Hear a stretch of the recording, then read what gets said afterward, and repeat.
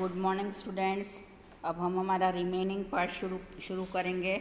और इससे पहले बेटा मैं आपको इस लेसन का वेटेज बताना भूल गई हूँ। तो ये लेसन भी जो है वो बहुत आईएमपी लेसन है और इसमें से भी जो है 10 मार्क के क्वेश्चन आंसर पूछे जाते हैं। अब जो मैं आपको पढ़ाऊँगी कॉजेज़ ऑफ अनएम्प्लॉयमेंट, वो 3 मार्क्स में जाता है और वो ये बड़ा ही आईएमपी क्वेश्चन बनता है कि भाई किस वजह से जो है हमारी अनएम्प्लॉयमेंट बढ़ती जा रही है। तो उसके बारे में हम पढ़ेंगे। टोटल 10 रीज़न इसमें बताए हुए, वो 10 रीज़न हमको पढ़ना है बराबर। इसमें जो है आप अपने दिमाग का यूज़ करोगे और अपने दिमाग के हिसाब से जितना लिख सको उतना लिखना है। तो देखो इसमें हमेशा बोल सकते हैं India face extensive unemployment due to following causes बराबर। तो सबसे पहला कॉजेज बनता है high rate of population growth. देखो अब 1991 से लेकर 2020 तक जो हमारा रेशियो है अनएम्प्लॉयमेंट का वो बढ़कर 2.1 हो चुका है। यानी 2.1 लोग जो है इतने टाइम में अनएम्प्लॉयड हुए। ऐसा नहीं कि हमारे भारत में सारी चीज़ें हमको नहीं मिलती, सारी चीज़ें अवेलेबल होने के बाद भी जो है हमको ये चीज़ फेस करनी पड़ रही है कि हमारे भारत में जो है वो अनएम्प्लॉयमेंट बढ़ता जा रहा है। तो उसका सबसे पहला रीज़न हम यही लेंगे कि भाई पॉपुलेशन ग्रोथ जो है हमारे इंडिया में ज़्यादा है। कोई ये बात समझ ही नहीं रहा है। तो इसमें जो है हमारी गवर्नमेंट चाहे कितने भी काम करे, पर जब तक आम जनता ये बात नहीं समझेगी तो ये चीज़ जो है हमको फेस करनी पड़ेगी। और पॉपुलेशन की वजह से जो है वो अपने आप अपनी कैपिटल इनकम जो है वो लो हो जाएगी बराबर। फिर दूसरा क्या बनता है, देखो अभी आपको मैं बता दूं, इसमें अभी बता दूं, अभी कोरोना हुआ था तो कोरोना में जो है ये पॉपुलेशन की वजह से जो है हमारी गवर्नमेंट ने पहले सारे अच्छे स्टेप उठाए, पर ड्यू टू पॉपुलेशन हमारे कोरोना के केस बढ़ते ही गए। तो पॉपुलेशन जो है उसको कंट्रोल करना सबसे ज़्यादा ज़रूरी चीज़ मानी गई है। फिर है slow rise in employment opportunity बराबर। तो एम्प्लॉयमेंट अपॉर्चुनिटी जो है यानी जो हमारी स्मॉल स्केल इंडस्ट्रीज़ है और जिनको बढ़ावा मिलना चाहिए हमारे गवर्नमेंट के थ्रू से, तो वो नहीं मिल रहा है। तो उस वजह से भी जो है हमारी एम्प्लॉयमेंट हमें नहीं मिल रहा है। अब देखो स्मॉल स्केल इंडस्ट्रीज़ बढ़ेगी, कॉटेज इंडस्ट्रीज़ बढ़ेगी, तो अपने आप जो है सब जो है उनको काम मिलेगा, पर हमारी गवर्नमेंट इस चीज़ में ध्यान नहीं दे रही है बराबर। तो ये भी एक बड़ा रीज़न माना जाता है। फिर थर्ड है low rate of saving and investment. अब देखो ये इसका तो सबसे अच्छा उदाहरण अभी हमारे पास मिलेगा। हमारा जो भारत है वो 70% जो है गांव में बसा हुआ है बराबर।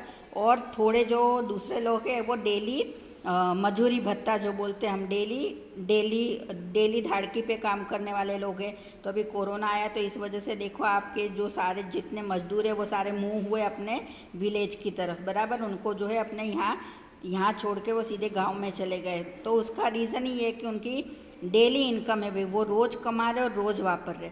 अभी आप हमारा देखो, हम 2 महीने घर में बैठे रहे पर हमारे पास सेविंग थी तो हमको इतना टेंशन नहीं हुआ। पर हमारी जगह जो मजदूर वर्ग है जिनके पास पैसा नहीं था, जो रोज़ की कमाई करने वाले हैं, उनके लिए सर्वाइव करना मुश्किल हो गया बराबर ना। फिर जो है हमारा कैपिटल इंटेंसिव प्रोडक्शन टेक्निक बराबर।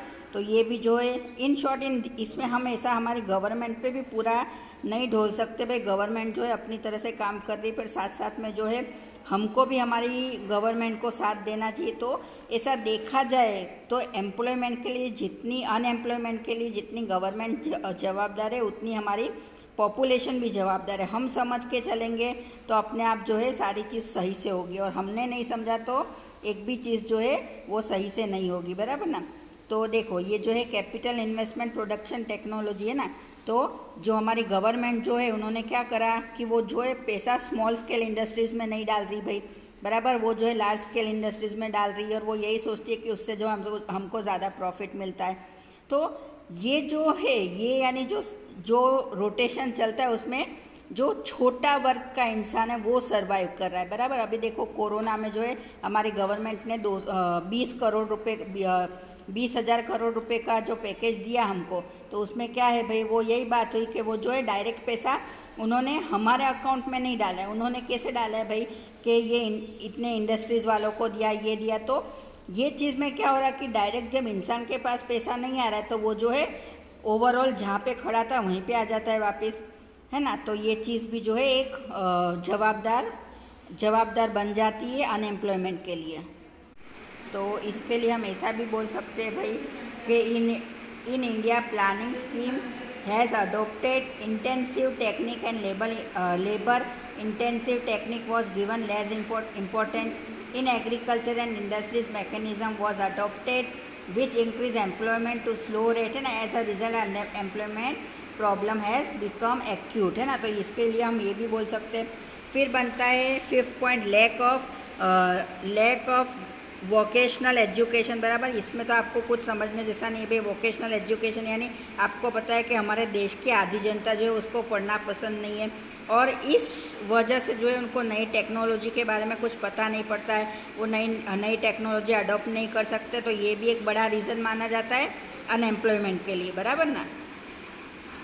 फिर है lack of man power planning, यानी देखो आपको मैं बता दूँ, lack of man power planning यानी आपने OCM का आपका चैप्टर पढ़ा ऑर्गेनाइजिंग, तो आपको अच्छे से समझ में आएगा कि भाई जब हमको कोई भी काम हम शुरू करेंगे तो हमको सबसे पहले मैन पावर प्लानिंग करनी पड़ती है, पर ये चीज़ जो है हमारी इंडिया में हो नहीं रही है, और स्पेशली गवर्नमेंट सेक्टर में नहीं हो रही, बराबर।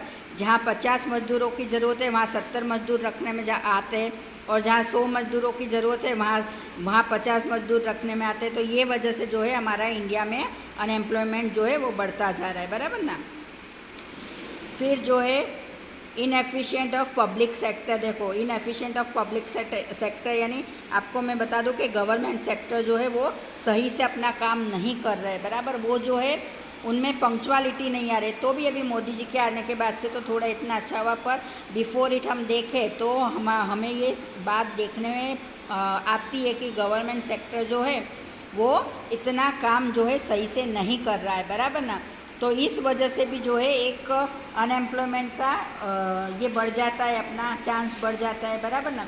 यानी the quality of unemployment generation estimate from public sector was not able to generate more employment because of its low productivity, बराबर। तो ये अपनी लो प्रोडक्टिविटी की वजह से जो है वो एम्प्लॉयमेंट जनरेट नहीं कर सकते, बराबर ना। तो ये भी एक कारण बन जाता है भाई। फिर है नेग्लिजेंस टूवर्ड एग्रीकल्चर सेक्टर, देखो अभी आपको मैं बता दूं कि हम कितना भी पढ़ लिख जाए, बराबर, पर हमको ऐसा बोला जाए कि जब आप एग्रीकल्चर सेक्टर में काम करने जाओ तो हमको ये चीज़ पसंद नहीं आती है। हम क्या सोचते हैं, नहीं भाई सब सही हो जाए उसके बाद जो है हम वापस अगेन सिटी की तरफ जाएंगे। तो ये भी एक बड़ा रीज़न माना जाता है। और आपको पता ही है कि इंडिया जो है 70% इंडिया जो है वो विलेज में बसता है, तो एग्रीकल्चर में काम करने के लिए कोई भी तैयार नहीं है। इस वजह से भी जो है हमारी अनएम्प्लॉयमेंट बढ़ती जा रही, बराबर ना। फिर है लो मोबिलिटी ऑफ वर्कर, बराबर।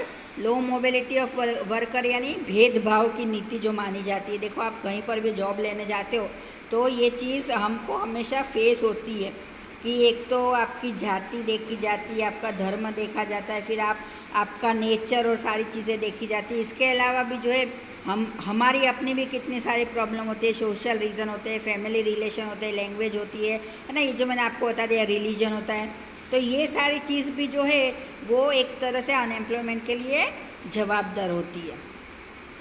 फिर है लैक ऑफ इंफ्रास्ट्रक्चर फैसिलिटीज़, है ना। तो देखो जो हमारा पैसों का प्रॉपर यूज़ है वो प्रॉपर नहीं हो रहा है, यानी करप्शन हमारे देश में जो है उस वजह से भी जो है अनएम्प्लॉयमेंट बढ़ रही है। हमारी गवर्नमेंट तो पैसा डाल रही है पर वो पैसा जो है वो आम जनता के पास नहीं पहुंच रहा है, वो जो है बीच में से वो पैसा दूसरे लोग खा जाते हैं। यानी करप्शन की वजह से भी जो है हमारा देश आगे नहीं बढ़ पा रहा है और इसमें अनएम्प्लॉयमेंट जो है वो बढ़ता जा रहा है। तो ये जो है आपको मैंने 10 फैक्टर बता दिए ना, 10 आपको कॉजेज़ बताए भाई कि 10 कॉजेज़ जो है वो जवाबदार होते हैं अनएम्प्लॉयमेंट के लिए, और इसमें आप अपने शब्दों में बहुत अच्छे से लिख सकते हो एग्जाम्पल के साथ, बराबर ना।